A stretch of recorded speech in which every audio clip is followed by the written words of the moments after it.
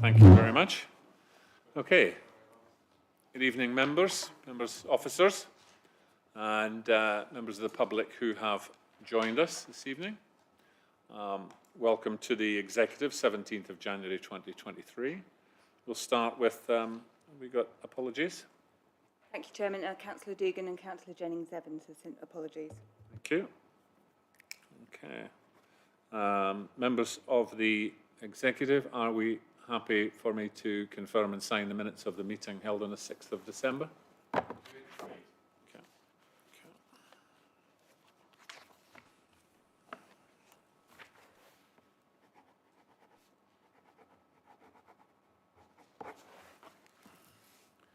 Okay, do we have any declarations of interest from either the Executive or any members who are... thank you. Councillor Bates. Thank you, Chair. Just to advise that in regard to item number 5, my sister works for Council List, although not for the project that was put forward for potential funding. So that would be a non-pecuniary interest. She doesn't live with me. All right, thank you very much. I don't know if there are any others. Okay, I'm just going to mention that we're going to be discussing a grant for Surrey Heath Age Concern, and I've declared an interest in them many, many times, but my wife now is no longer chair, and she's no longer involved, and I'm no longer involved in the charity. So just to kind of set the record that I no longer need to declare, I believe. Okay. Sorry, okay. you set... Yeah, I wondered if I was going to be the only one. Councillor Garrett. Thank you, you set me off. So I am also a representative for the council at Surrey Heath Age Concern, and also at Collectively Camberley The Bid, which we're also talking about tonight. Yeah. Okay, Councillor Croke. And likewise, I help with Surrey Heath Age Concern, but on a non-pecuniary, I can't even say it, non-pecuniary interest. Okay, thank you. Councillor Hawkins. Thank you, Chairman. Whilst I don't have a vote on this august body, I would just point out that I am the Surrey County Council representative on the Blackwater Valley Countryside Partnership. Thank you very much. Okay. There being no others. Is it just me, or am I too tall for this picture? Right. Okay. Right.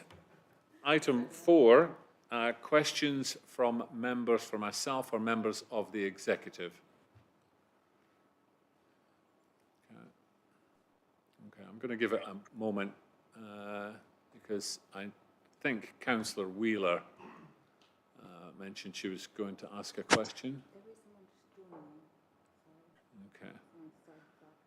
Right. Okay, Councillor Galliford. Thank you. Sorry, I didn't register a question, but in light of the fact that in the last full council meeting, we were told that the council has all the expertise it needs regarding 5G, I'm just wondering whether the council is aware of how much electricity each of these, well, these 5G masts or poles actually use. From my research, it's quite a horrendous amount, so I would appreciate an answer from council. I presume that will be in writing in due course. Thank you. I don't see anybody rushing to say. Let me answer that question, Councillor Galliford. All right. I would just say, you know, just for clarification, we obviously don't own the mast that goes up. We don't pay for the electricity, and we're just simply the planning authority. All right. So that's understood, obviously, but you're still asking, can we tell how much electricity a mast uses? Okay. Yeah, I mean, as I say, from a green perspective, it's pretty horrendous. So I'm just wondering whether the council is aware of this as well. Okay. Can you just clarify for me, please, Councillor Galliford, what the sort of interest? I'm not trying to say we're not interested, but what the specific interest of the council is the reason of your question?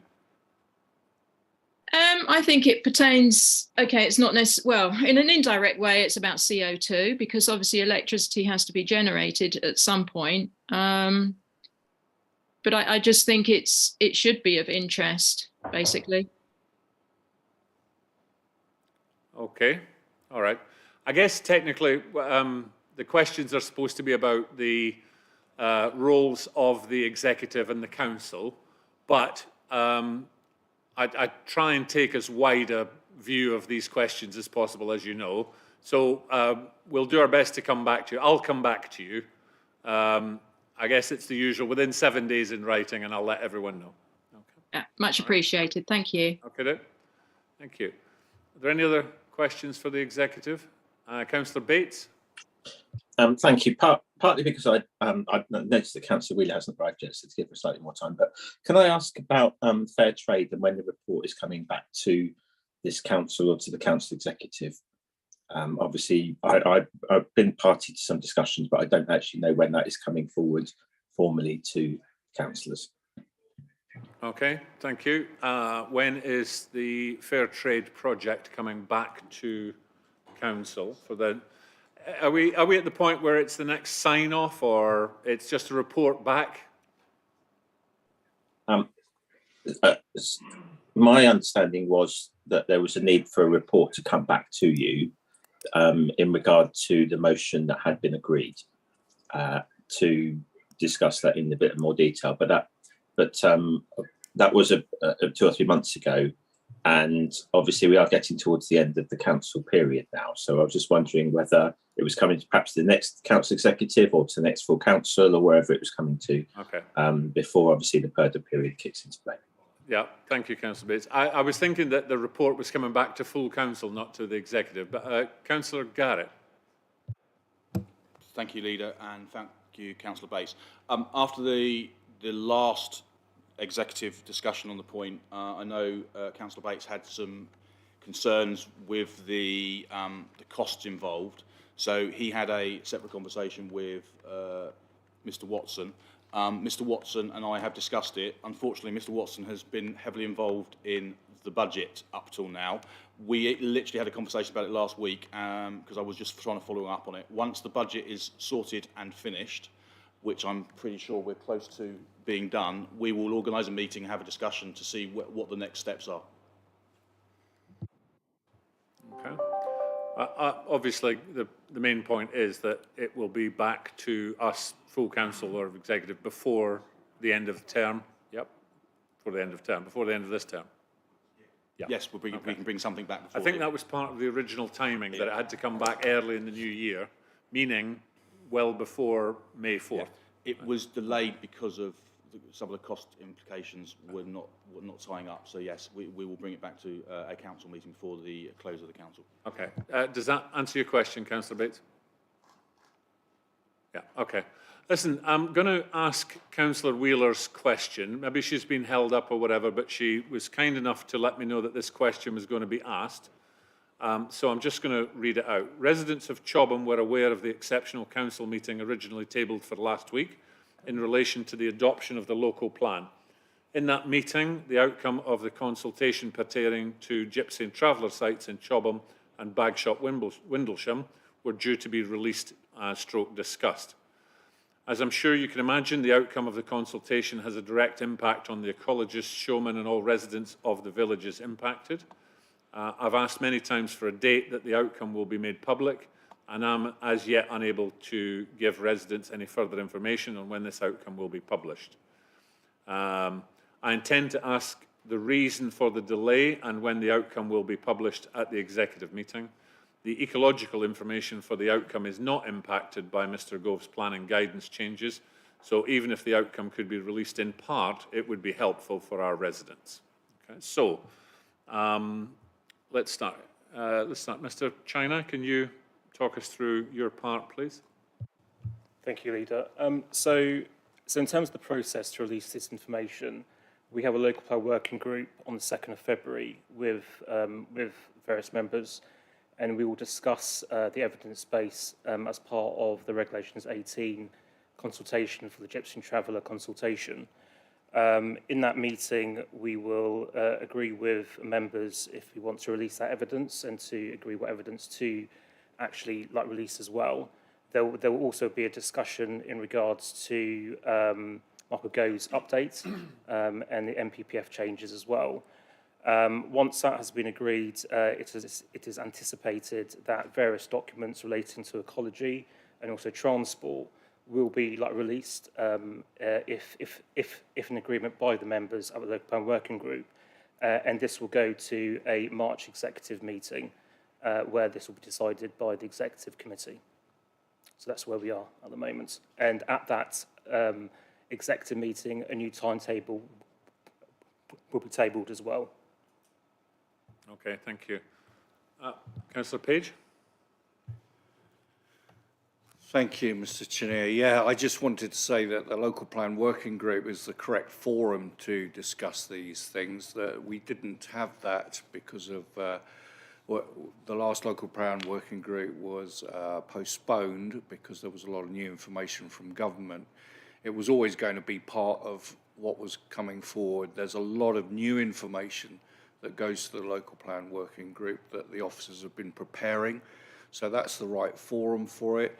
All the way through, the members of the local plan working group have been consulted, cross-party members, and the decisions coming out of the local plan working group will come. So as Gavin has said, we will be discussing those bits and looking at the merits of what we can release, remembering that a lot of it is confidential. Thank you. Okay, so I know I'm kind of a surrogate for Councillor Wheeler, which is something I never thought I would do, but so I think we've answered most of the question there. The residents are looking to get the outcome of the consultation and they realise it's been impacted. The question was why. Councillor Page, you've answered that it was due to the information coming out of Michael Gove, Secretary of State's change to planning policy that he's proposing. The evidence-based papers will be discussed along with the implications of that at the local working group. That's going to be the 2nd of February, and it's coming back to the March executive for the decision. I think that we're in the middle of January and the middle of March when we have the executive. To wait another 2 months is unacceptable. So I would like to propose that the local plan working group, which is the right forum for this, discusses what can and cannot be released in a press release. All right? If you have the meeting on the 2nd of February, I don't see why within a week there can't be a press release which gives what the evidence base has said, what the implications of, as best we can tell, and a timetable of what's going forward. All right? Those are the subjects I'd like to see in there, but it's absolutely subject to, Mr. Chinai, us following exactly the rules as we're supposed to. Okay, I know we have to walk a line between what the rules are and keeping our residents informed, but I do think 2 months from now, given that we've cancelled the December working group, so that will be 3 months, I think is a long time for residents who are clearly very, very keen to hear the answers to this. I think we should at least give something as close, within a week of the working group, if that's okay with you, Councillor Page, as chair of the local plan working group. Chairman, that is along the lines of my thinking too. You know, we must bring this out into the public, like we've said about other papers, as soon as possible. But there are some steps that we have to take, and we must make sure that we jump through those legal hoops first. But yes, I agree. Thank you very much. I'd normally ask Councillor Wheeler if she was happy with that, but I can tell you categorically she is. Okay. Right. Are there any other questions for myself or the executive? No? Okay. So let's get into the agenda, which is revenue grants. Councillor Crowe? Thank you, Chair. Tonight we are considering the Council Annual Revenue Grant Scheme for community-based organisations from the 1st of April to the 31st of March 2024.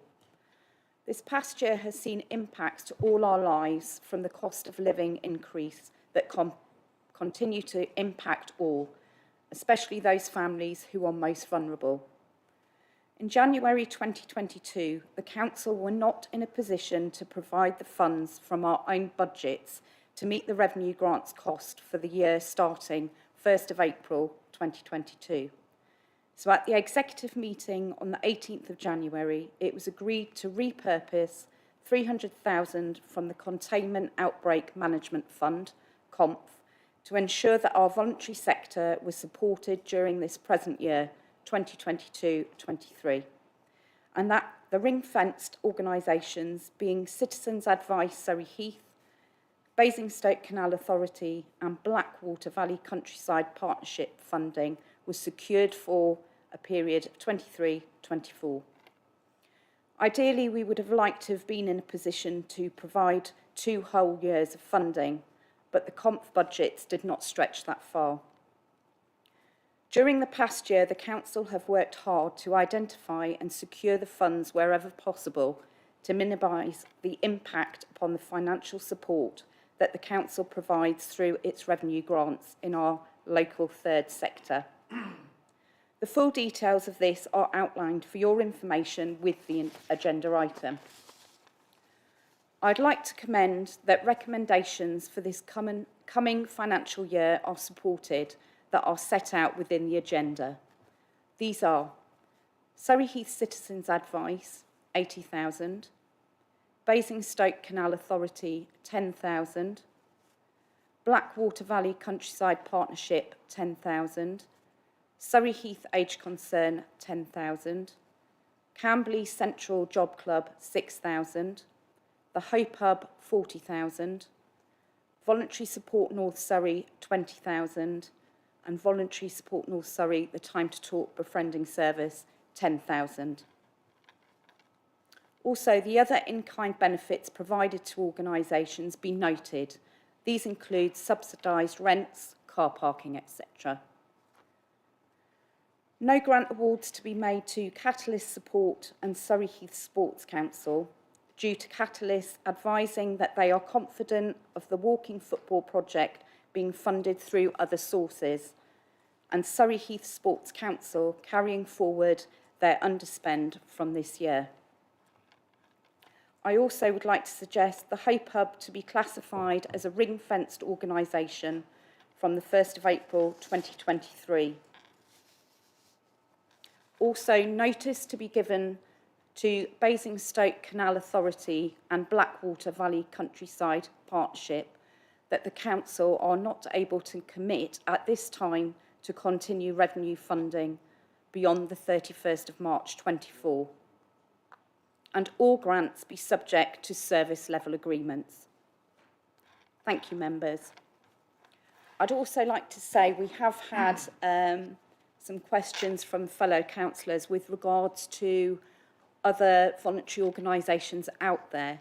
A lot of these organisations have been contacted by our officers and they are quite happy with the funding that they currently receive already. But that's not to say going forward that we do not look further into that. And I'm happy to take any questions. Thank you. Thank you. Councillor Crowe. Okay.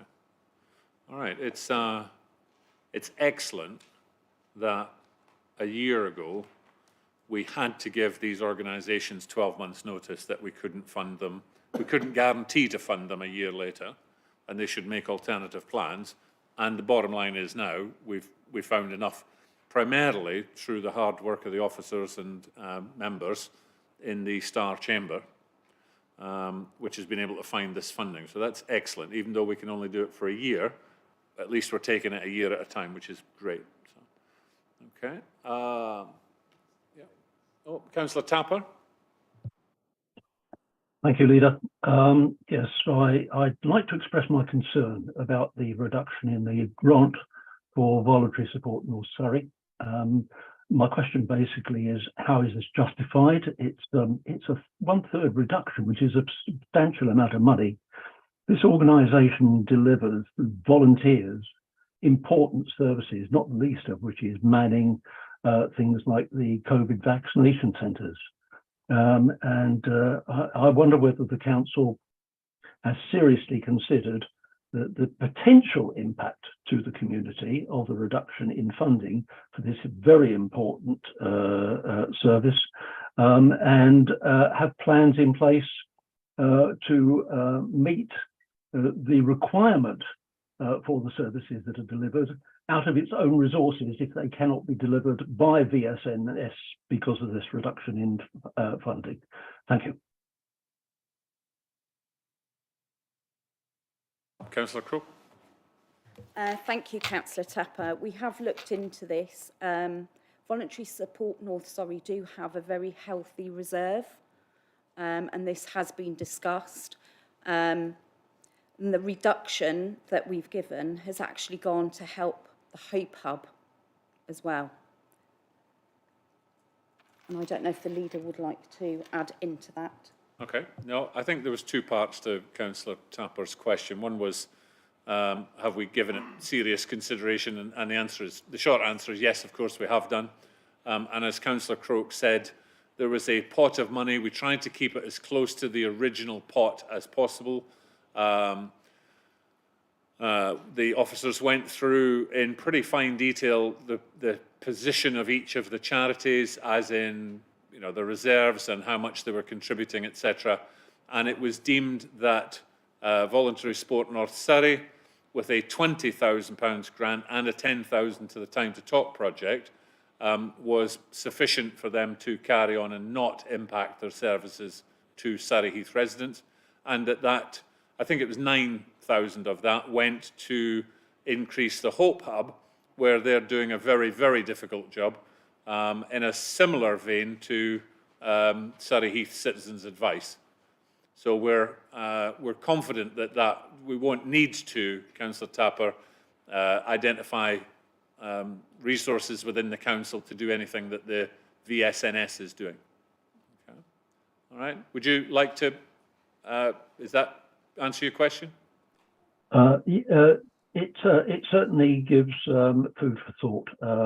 It's a pity that there doesn't appear to be anything in the actual agenda item itself which laid out that justification. It was just appearing as an unjustified reduction in the grant that is being offered. I'm pleased to hear that the money has been that has supposedly been saved from here has been put to very good use with the Hope Hub. I have no argument with that whatsoever. We shall see next year whether or not the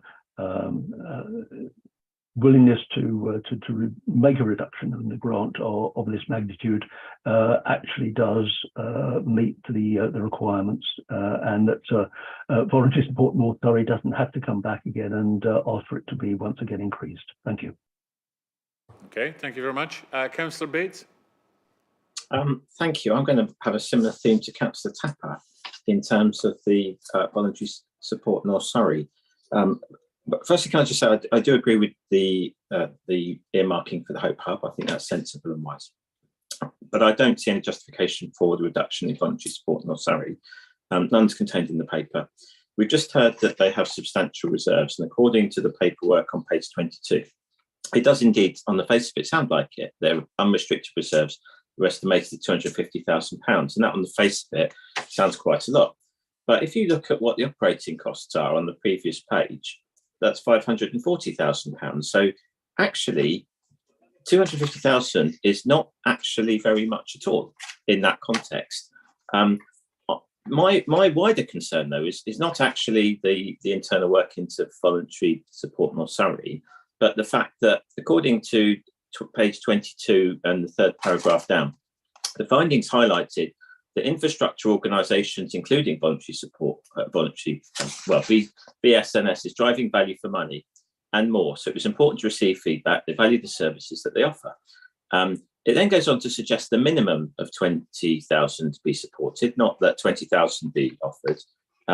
And I guess my concern with this is actually that we could be in the situation where, in fact, we are not getting the net benefit that we could do.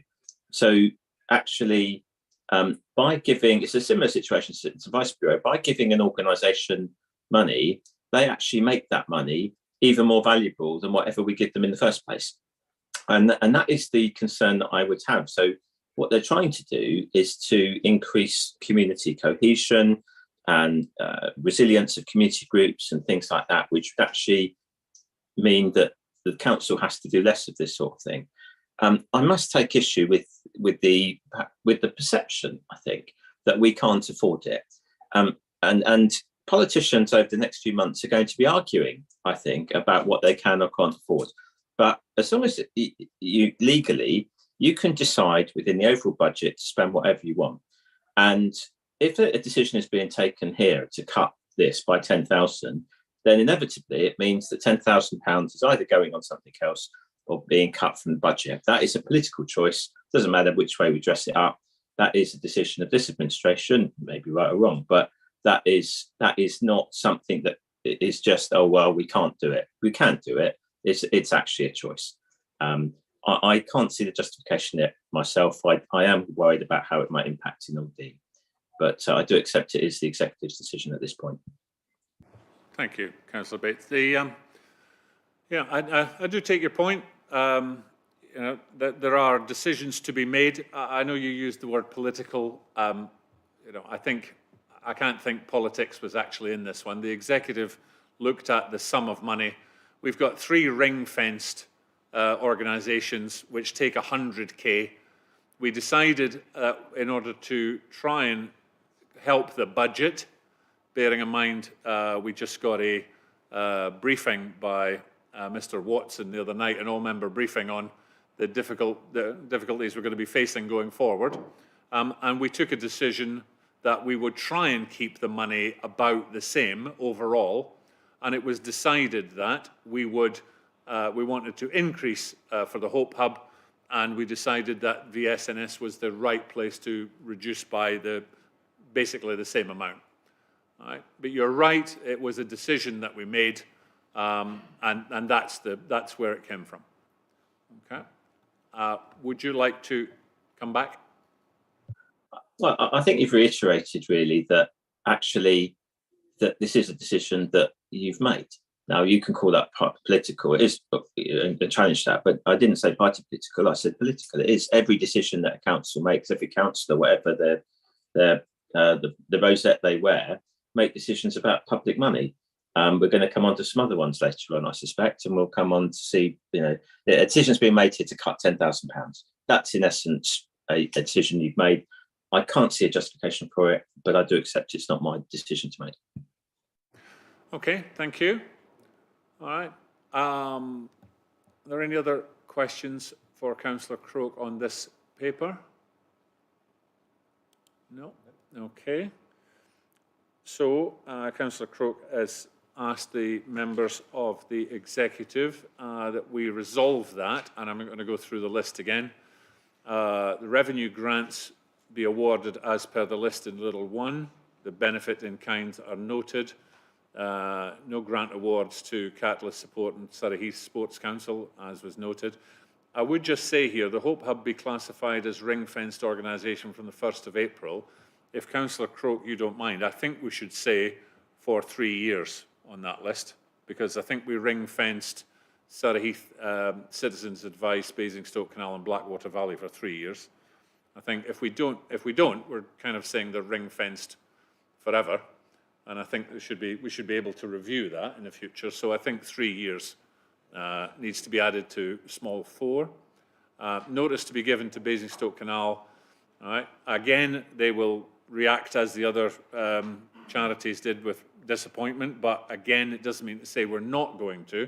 It means that we need to give them 12 months notice that their funding is in danger of not being renewed. So notice to them for 12 months, and all grants are subject to service level agreements. Are we agreed? Agreed. Thank you. Okay. Right. Number 6, which is the supplementary paper. Okay. Which is the outcome of the executive considered by Performance and Finance Scrutiny Committee. Councillor Garrett. Thank you, Leader. And both the call-ins fall under myself, so I'll cover them both off within the same time. So the first one was the property dilapidations. I'm happy to recommend we agree the points referred back from the Performance and Scrutiny Committee, where a robust discussion was had, both points little 1 and little 2. I would also like to further update on point 2. Previously, the decision was made with officers to have a small property team. This administration had decided to make the property team fit for purpose for the current property portfolio.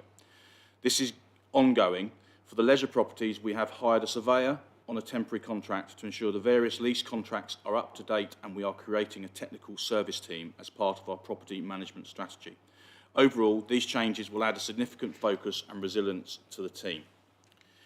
And on the second call-in, additional funding for the collectively Camberley bid. The second call-in, which came to Performance and Scrutiny, was additional funding for the collective Camberley bid.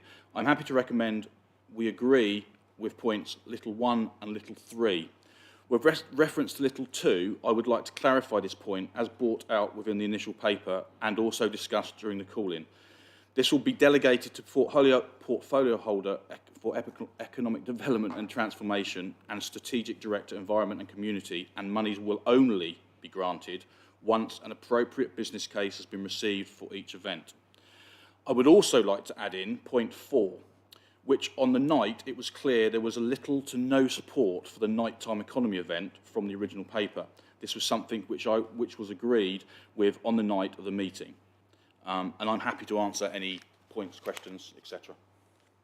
Okay, thank you, Councillor Garrett. Just for clarity, for process, I'm going to take, I know it's 2 papers in one, but I'm going to take them separately. Using Councillor Tedder's advice from some executives ago, sometimes if you just take them all together, it sounds like if you vote for one, you've got to vote for the other. So we're going to take the 2 separately. The first one is the Scout Hut, and if I gathered you correctly, you're saying you are recommending that we accept the 2 the 2 recommendations from P&F, small 1 and small 2.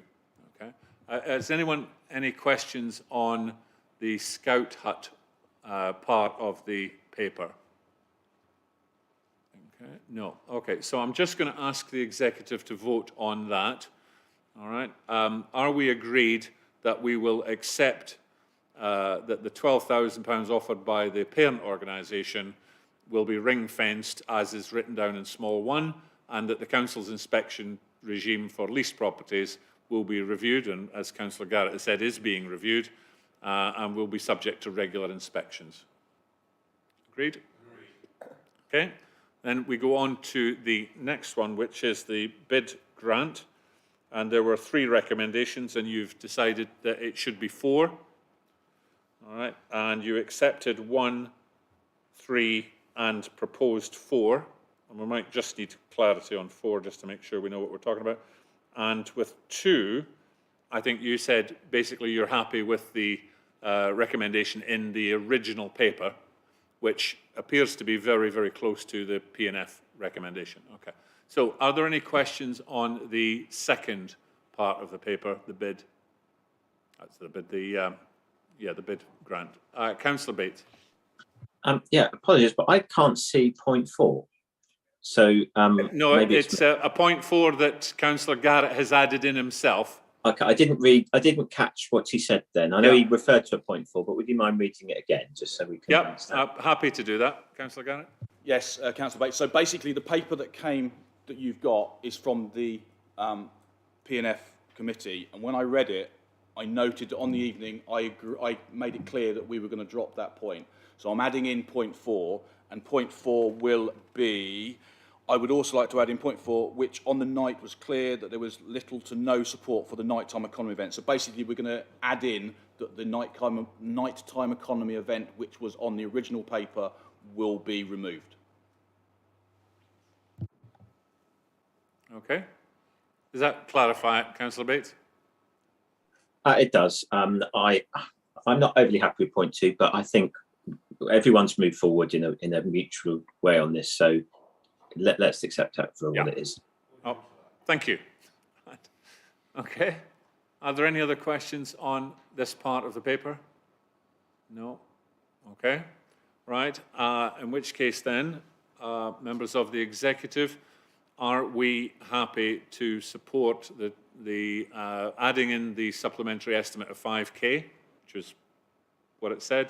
Part 2, we'll stick with the original. I think it would be in consultation with the portfolio holder and the officer, and no grants will be made until a business plan that you're happy to sign off, grant of 55K. The police and other relevant partners in Camberley will be consulted, and you've added in 4, which is we will no longer be supporting the nighttime economy event that was around Christmas, I believe. Are we agreed? Agreed. Thank you. Okay. Right. Item 7. SEP partnership. Now, this was Councillor Dugan, and he's not here, so he's very kindly delegated that to me. I have a paper written for, I think, Councillor Dugan, which explains in incredible detail, right, why we should support this, all right? But I actually think this is as close to a no-brainer as a council can get. So I believe the officer who wrote the paper is actually joining us. He's joining us for, according to Councillor Dugan, he was joining us to answer any questions. But so we are part of the Surrey Environmental Partnership and have been since, I think, 2007 or something. And it's the 11 boroughs and districts and county, and we are working together to reduce waste and increase recycling. Our current policy is somewhat dated and needs to be updated, and the government has come out with an indication that it is going to dramatically change the rules for recycling, making it much, much more high priority within the boroughs and counties. So there's a time between our slightly outdated current policy and when the government brings that in. And so this SEP 2025 strategy, as is the appendix, lays out what is improving in our current policy and tries to forecast what the government's going to come with and sets us on the path to that. There's no cost to this in terms of adopting the strategy other than implementing it, which we're doing anyway. And all 11 boroughs and the county are being asked to put this through their process. So I really see that this is something, I know we're committed as a council and an executive to an environmental policy, climate change crisis. It seemed a very, very straightforward thing to me. And I could save reading about 3 pages of why we should do it. Okay. Are there any questions on this particular paper? No. Okay. Oh, Councillor Tapper. Thank you, Leader. Yes, I have to agree that this proposal of a change in our policies is going in the right direction. And certainly anything that can be done to improve the way that we handle waste has to be agreed as being something we would want to support. However, I have sat in a number of presentations on the subject of waste management that have been run in the past 12 months. And a message that comes across quite regularly is with regard to how food waste is actually handled by Joint Waste Solutions on behalf of this authority. And it seems to be almost exclusively to ship it all the way to the far north of London to be processed. We have a food waste processing facility on our doorsteps in Egham, and it appears to be very little used. And I cannot get an answer out of SEP as to why this continues. The trucking of this food waste across to North London isn't even being carried out in electric vehicles. So you can imagine that it's the worst possible way of handling it in my point of view. Can we please challenge the policy that's been put forward with regard to the way that food waste is handled, and ask for them to very seriously consider the food waste miles, must be thousands, that are used in order to carry out this food waste disposal, basically, and seriously work towards processing it closer to home. Thank you. Thank you. Okay, I'm gonna split that into two parts, Councillor Tapper. The first one is, it always dismays me when a councillor says, I've tried to get an answer from them and they have not been forthcoming. All right, so that part of your question, I'd like to ask Mr. Stevens, all right, if you would take on the task for myself and Councillor Tapper. All right, the question was, why are we shipping food waste from Surrey Heath to North London when there's another food waste facility in Egham? All right, why are they doing that? But really, it's a case of, you know, what's been the mechanism? Why aren't we just getting an answer from them? Okay. And the second part, which is the bulk of it, I'm happy to ask that question, Councillor Tapper, and see if I can get an answer on that. Okay, thank you. All right, any other questions on this? No. Okay, so the recommendation, members of the executive, on page 39, we are advised to resolve that the SCP 2025 be adopted as set out in the approach document in Annex 1. Are we agreed? Agreed. Thank you. All right, item 8, procurement of a new car park management system. Councillor Garrett again. Thank you, Leader. Another short one. You see before you explaining that we need to procure and install by the 2nd of June 2024 the current automatic number plate recognition car park control and management system, which was installed on the 2nd of June 2014, with a maximum contract for maintenance and software support of 10 years. It can be extended no further. So once the procurement process has been undertaken, a further paper will be brought to the executive towards the end of 2023 to approve the award of the contract to preferred bidder. So basically, we're bringing to the executive tonight a paper telling you that we're going into the procurement process, outlining where we're outlining what we want. We're going to try and renew what we've got if we can, but some of that is obviously quite old and it's usually out of date as soon as it goes in. So, but that will be part of the procurement process to look at what we've got, see if we can reuse it, and obviously what software systems, software updates, etc., etc. So that's what the paper is. It's basically saying we're going away and we're going to build up a procurement process and come back in 23. And I'm happy to answer any questions. Okay. And by that, you mean you're asking the executive if we can go out to tender? Basically, yes. Yeah. Okay, thank you. All right, any questions? Councillor Bates. Thank you. I guess there's 2 points which I want to make. Firstly, I note that there's an increased emphasis on mobile payment systems in here, and I can understand why, but I do think we have to be careful with it, because many older people, for example, do not use phones in that way. They may not even own them.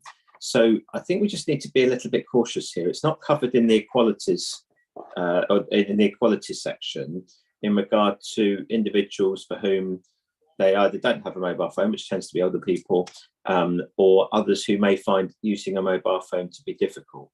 We already have the option of using mobile facilities, but a lot of people don't use them.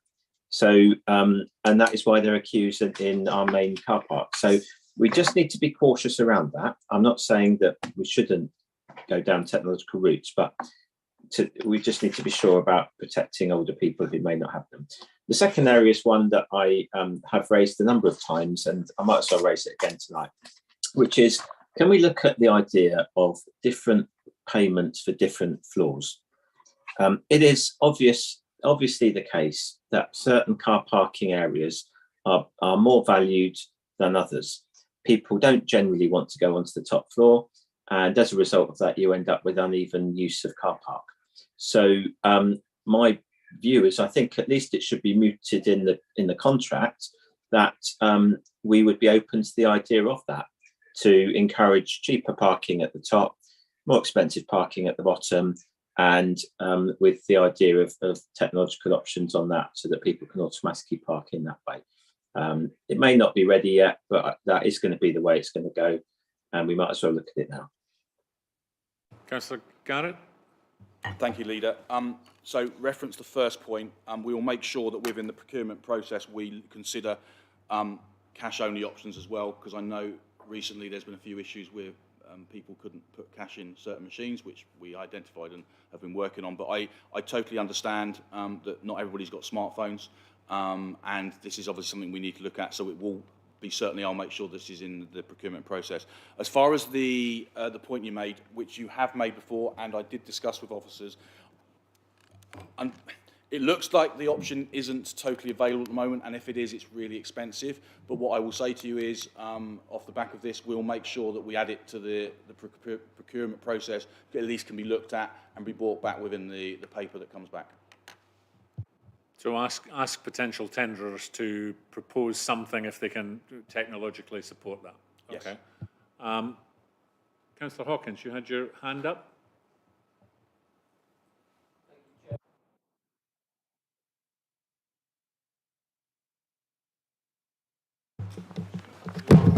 Thank you very much. All right, I'm on. Thank you. The paper on page 63, paragraph 5 point, I've lost it now with all that. Reducing 5.2, reducing physical equipment to pay stations. I'm slightly nervous about this because we do get queues at different pay stations. I just wanted to ensure that, I mean, in the days of old, we had pay stations on different floors. And just jumping around slightly, I think we also had variable charging rates on different floors, which was an unmitigated disaster because you got people queuing up. But I think we did that wrong in that we had the cheaper payment on the lower floors and people were trying to get onto the third floor to go over the, I think it was in the old days, it was B-Jam. I think Councillor Bates would remember that. Maybe Councillor White as well, been B-Jam in, yeah, shaky, possibly she does. Some of us are a bit older than others. But I am concerned about not having sufficient facilities for payment, and on cash, do we actually mean cash like foldy stuff as against credit cards? Because not everybody wants to use credit cards. So it needs to be a spread across there. Thank you. Thank you, Councillor Hawkins. Councillor Bates, I just to let you come back if you want to. I agree, you know, the march of technology has to be at the right pace. We can't afford to get ahead of our residents. You know, I now go into shops and I see signs up saying we don't take cash. You know, my mother would have had an embolism. She didn't have credit cards and she certainly wouldn't have a smartphone. So I think you're right. We've got to get that kind of march of technology right. And you have raised it many times, that about different floors. I've certainly never been able to move it forward. So, but we'll add it into the thing and just see if one of the tenderers or some of the tenderers have a technical solution which actually would give us some benefit. Okay. Does that answer your question? Yes. Thank you. Okay. Right. If there are no other questions, all right. Members of the Executive were advised to resolve that an invitation to tender be issued for a new ANPR car park control and management system for Main Square and Knoll Road multi-storey car parks in February 2023. Are we agreed? Agreed. Great. Thank you. All right. Okay, that brings us to the end of the part one of the meeting. So we now have the exclusion of press and public. Thank you very much, any members of the public who have joined us. Hope you enjoy the rest of your evening.